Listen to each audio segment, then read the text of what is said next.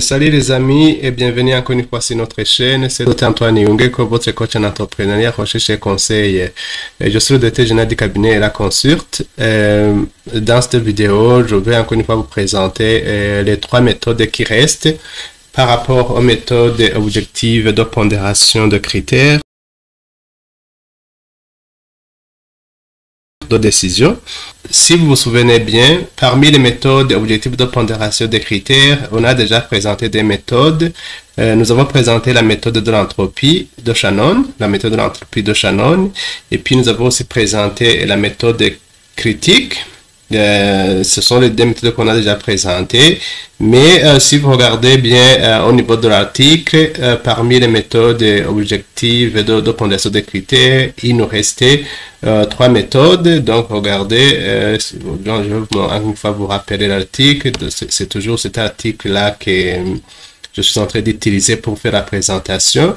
Et si je vous montre là où se trouvent ces méthodes, donc voilà, ce sont ces méthodes-là que nous sommes en train de vous montrer comment vous pouvez utiliser ces méthodes. Nous sommes en train de vous montrer comment vous pouvez utiliser ces méthodes pour calculer la pondération des critères de décision. Et alors, nous avons déjà, parmi les méthodes subjectives, on a, parmi les méthodes subjectives, on a présenté juste trois méthodes. Et nous sommes maintenant sur la méthode objective de pondération des critères. Alors, on a déjà présenté, je vais vous montrer. Alors, voilà, on a déjà présenté cette méthode de l'entropie. Ça, on a déjà présenté. Et puis, la méthode critique aussi, on a présenté ça. Cette méthode, Criteria Importance through Inter-Criteria Correlation, ça aussi on a déjà présenté. Et maintenant, la méthode qui reste parmi les méthodes objectives, c'est juste Mean Weight, cette méthode-là. Et aussi Standard Deviation Method, une méthode qui est basée sur l'écart standard. Et aussi une méthode qui est basée sur la variance, donc c'est celle-ci.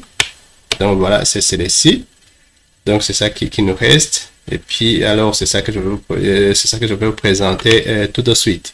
Alors pour la méthode qu'on appelle mean weight ou poids pondéré, c'est une méthode qui peut être utilisée lorsque le preneur de décision ou les décideurs n'ont pas d'informations sur les choix ou les préférences au niveau de la pondération des critères.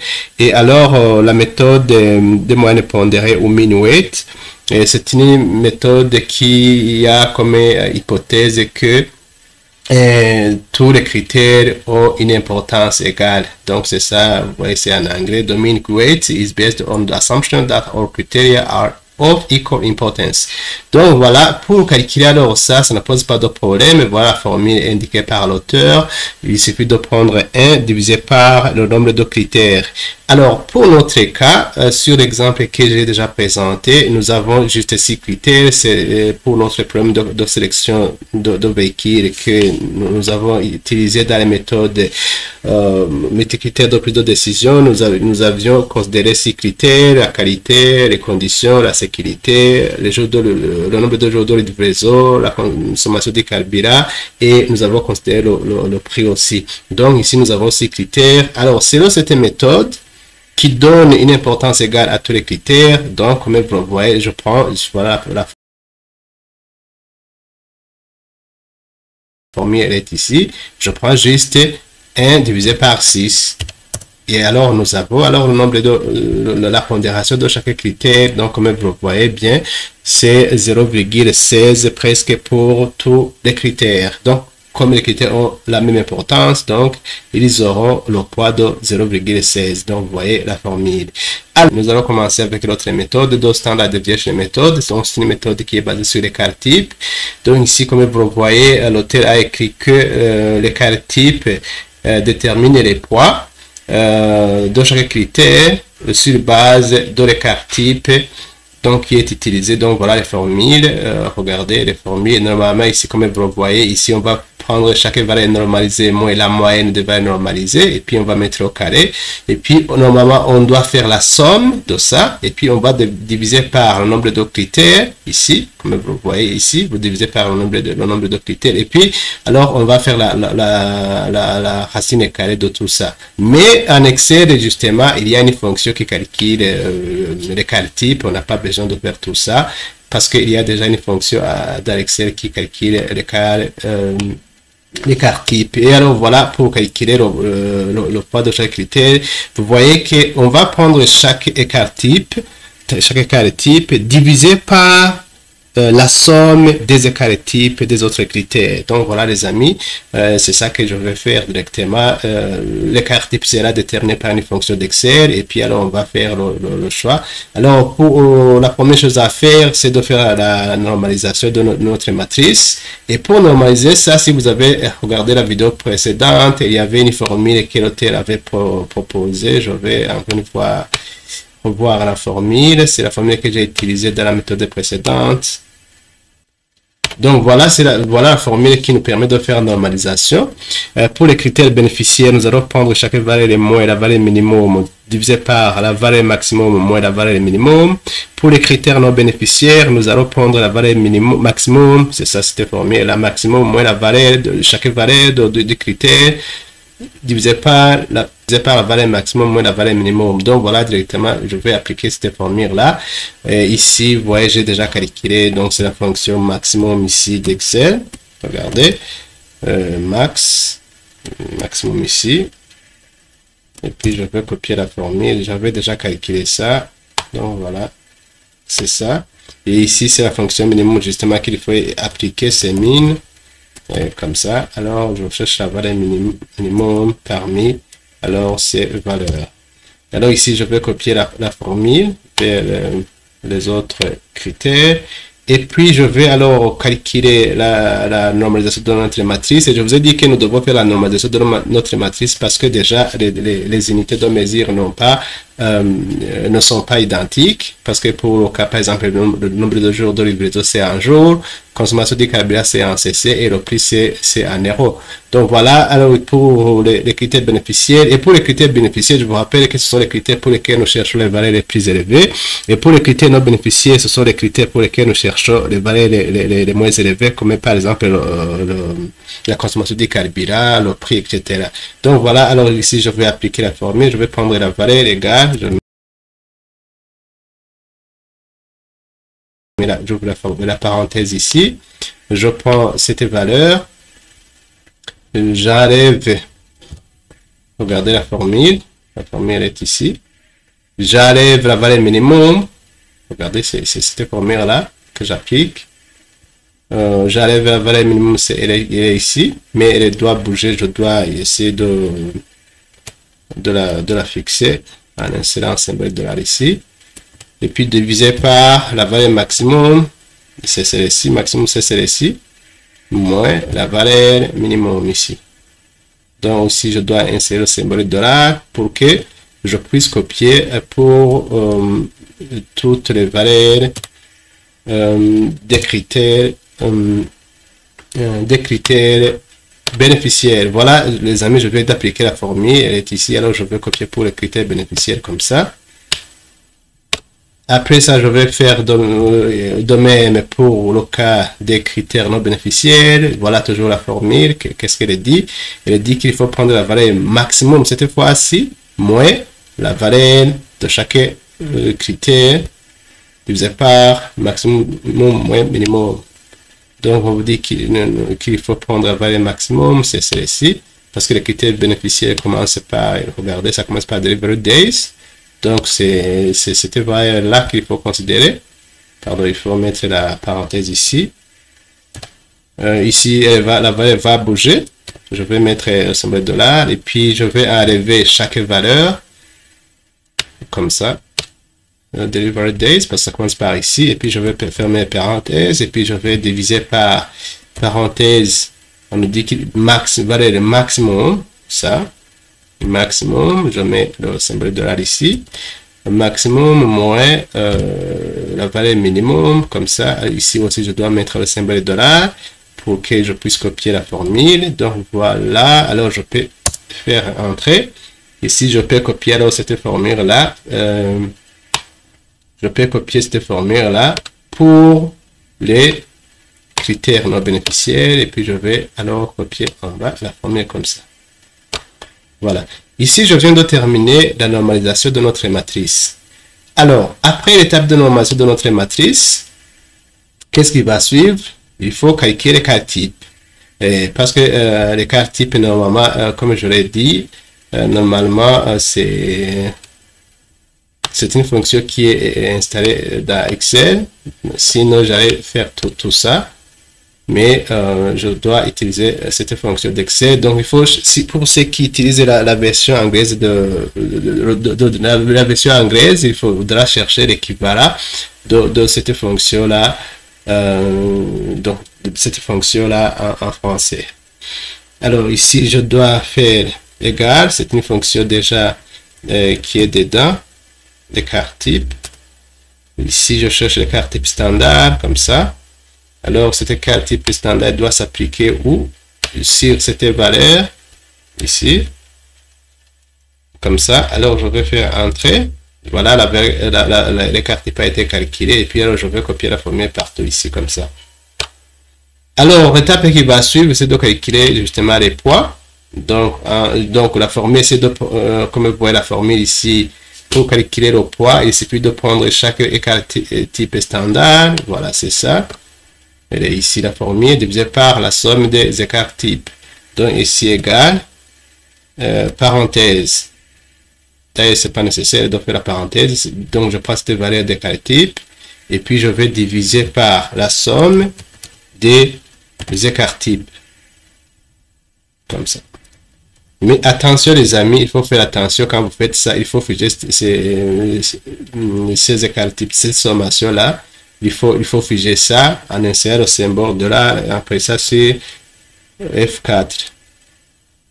Donc voilà, alors on vient de fixer cette somme. Alors je fais entrer. Alors je vais copier alors partout pour les autres critères. Donc voilà, les amis, je viens de calculer les poids selon la méthode des cartes types. Donc la qualité aura 18% ou 0,18, les conditions 0,17, sécurité 0,17, delivery days, le jour de livraison 0,17, la consommation du carburant 0,16 et le prix 0,16. Alors je vais directement, comme on a déjà travaillé sur la normalisation, je vais directement travailler aussi sur l'utilisation de type standard. Voilà, donc c'est ça qu'il faut utiliser, type standard. Donc voilà, alors je vais directement travailler sur la variance. Et aussi, si jamais on n'avait pas Excel, on pouvait aussi calculer la variance en utilisant cette formule. Donc vous voyez que ce sont les valeurs. On devrait enlever la moyenne. Ici, la moyenne, et puis après avoir fait ça, alors on allait mettre au carré et puis diviser par le nombre de variables. Et ici, alors c'est toujours aussi une fonction qui est en Excel. Alors je dois prendre égal, je vais utiliser variance, ça, cette fonction-là, la variance, je vais sélectionner ma matrice normalisée. Donc c'est ça, puisqu'on a déjà fait ça. Et puis alors je vais copier la formule partout pour calculer alors la variance comme ça. Ça c'est LS. Donc ici on voit que la variance c'est 1. La variance c'est 1. Et puis alors qu'est-ce qui reste? C'est de calculer le poids de chaque critère. Donc c'est là égal à cette valeur donc de la variance divisée par la somme, comme ça, la somme de ces variances. Donc les amis, il faudra figer, il faudra vous souvenir de figer ces valeurs de la variance, comme ça. Alors je fais entrer, alors je vais copier la formule partout comme ça. Et voilà, je pense que c'est pas exactement égal à 1. Hein. Je pense que la machine a arrondi, c'est pourquoi vous voyez qu'il y a... Ah, donc vous voyez que la machine a arrondi par défaut, c'est pourquoi vous voyez que c'est... Voilà. Alors voilà les amis, avec la variance, voilà les poids qu'on a. Ici on avait avec le type on avait 18, mais ici on a 19, ici on a 17, ici c'est 17, ici on avait 17 pour le type, ici on a 16, ici on a 17, etc. Donc vous voyez les résultats. Alors, mais vous voyez qu'en réalité, il n'y a pas une grande... plutôt, vous voyez qu'en réalité, il n'y a pas un écart énorme entre la méthode de variance et la méthode d'écart type. Donc, vous voyez que vraiment, c'est presque la même chose au niveau des résultats. Et puis, alors, je vous rappelle les résultats qu'on avait eu avec la méthode de l'entropie. Donc, vous voyez quand même, il y a une grande différence, une différence significative au niveau de la pondération. Par exemple, au niveau de ici, au niveau de la qualité, vous voyez que la méthode de l'entropie avait donné 0,24. Pour le cas des conditions, l'entropie a donné 0,29, alors que les deux autres méthodes ne donnaient que 0,17. Et puis pour le cas du prix, c'est là où ça pose problème.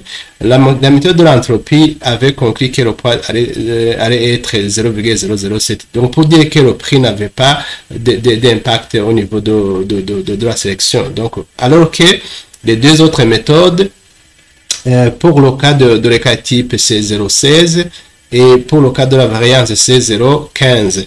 Alors, l'autre méthode qu'on a présentée, c'est la méthode basée sur la corrélation des critères qui a donné presque le même résultat, presque avec la méthode d'écart type et de variance. Si vous regardez ici, critique a donné 0,19 pour le cas de la qualité, c'est la même chose avec même valeur avec la variance, la méthode de la variance, mais vous voyez que c'est pas très loin de la méthode de l'écart type. Et puis pour le cas de conditions, la méthode critique a donné 0,17 et la méthode de la variance aussi a donné 0,17 et la méthode d'écart type aussi a donné 0,17.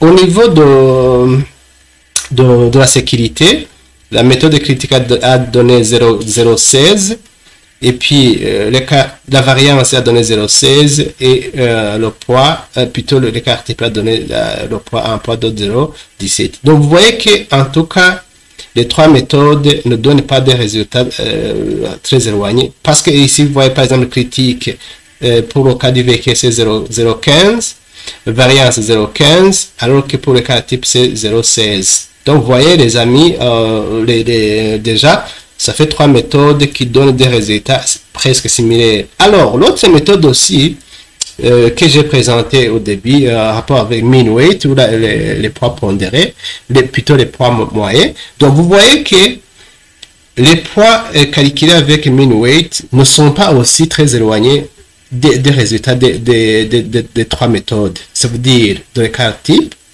de la variance et de la méthode critique. Parce que pour le cas de mean weight, ici vous voyez que c'est 0,16 et quand vous regardez bien, les valeurs que nous avons ici ne sont pas très éloignées de 0,16.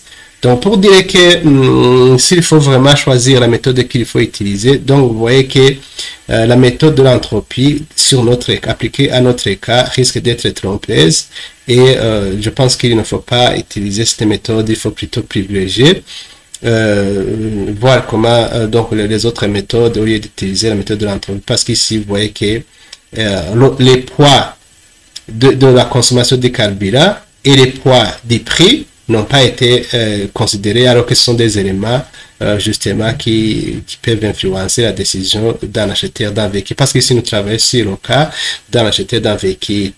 Donc voilà les amis, je pense qu'avec les méthodes, donc vous voyez déjà, nous venons de présenter les méthodes de pondération des critères objectifs, telle que présentée par l'auteur. Ici, comme vous voyez, la méthode qui allait suivre, c'était la méthode de... Ça, on a présenté, c'était la méthode intégrative.